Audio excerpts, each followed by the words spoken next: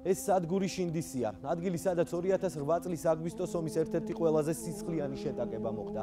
ამ ადგილას სენაკის მეორე ქვეითი ბრიგადის საინჟინრო ასეულს რუსული მოტომსროლელი ასეული ჩაუსაფრდა. ქართველები სადგურის შენობაში განლაგდნენ. აგრესორები მათ წინააღმდეგ 1 საათის განმავლობაში ყველა კალიბრის იარაღიდან ისროდნენ.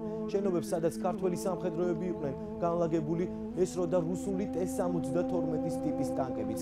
ქართველები იბრძოდნენ მანამ, სანამ ტყვია წამალი არ გაუთავდათ. 1 საათის შემდეგ ყველა ქართველი სამხედრო ადგილზე გმირულად დაიღუპა.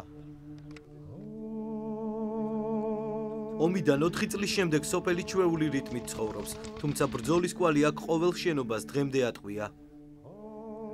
ეს კი ბადრი, იგივე ახმეტ ახუციშვილია, შინდისის ბრძოლის ცოცხალი მემატიანე, ადამიანი, რომელმაც არაერთი დაჭრილი ჯარისკაცი იხსნა ოკუპანტების ტყვიისგან. 12 მანქანა მოდიოდა და აი ეს გარშემო აი სულად ჩასაფრებული იყვნენ რუსები, ემათ უკვე იცოდნენ რუსებმა, რომ იქიდან მოდიოდა კალონა რა, დაინახეს.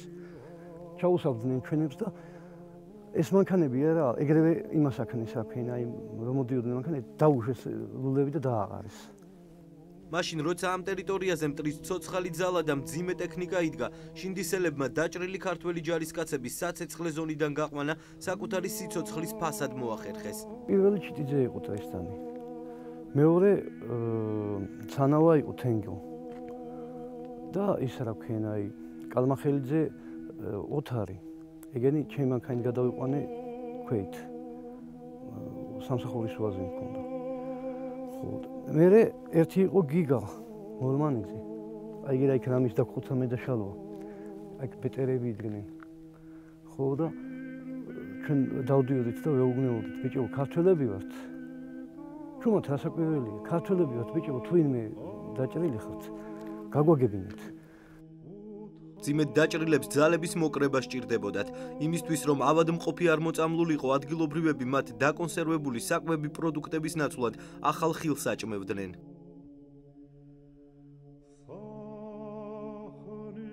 მაშინ ხილი არსად არ გადიოდა და გითხრეს იმ დაჭრილების ჯგუფისა, რომ ხილი ეჭამათ, წმის მაგივრად.